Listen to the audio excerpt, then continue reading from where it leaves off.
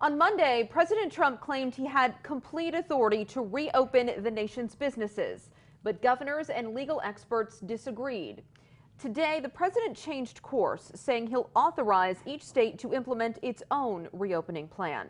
Local 44's Devin Bates speaks with a local constitutional law expert who says governors already had that authority.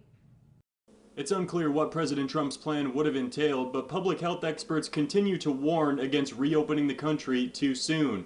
New York Governor Andrew Cuomo made his thoughts clear before the president updated his views on Tuesday. That statement cannot stand. And it's not only violative of the Constitution, it's violative to the very concept of democracy. After President Trump's claim that he calls the shots on reopening the country, states appeared to be focused on their own plans. The president has since backed off. We don't want to put pressure on anybody. I'm not going to put any pressure on any governor to open. I'm not going to say to Governor Cuomo, you got to open within 7 days. I want him to take his time, do it right, and then open New York.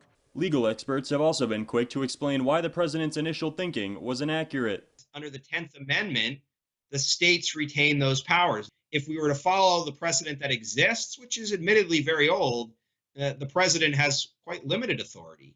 Jared Carter is a Vermont law professor and expert in constitutional law. Governors in both parties have pushed back against reopening the country too soon, with Texas Governor Greg Abbott cautioning against a, quote, rush the gates situation. The reason that you're seeing governors of all political stripes say, no, this is ultimately the authority of the governors, is not surprising. Certainly from a political perspective, the Republican Party has traditionally been one of states' rights. While it appears the president isn't going to put any pressure on governors to reopen their states, Carter believes a critical issue like this could have gone to the Supreme Court.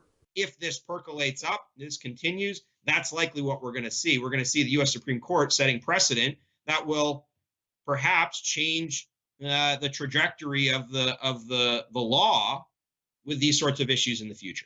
Dr. Anthony Fauci was among those medical experts warning against reopening the country too soon. Here in Vermont, Governor Scott recently extended the stay-at-home order through May 15th. In Burlington, Devin Bates, Local 44 News.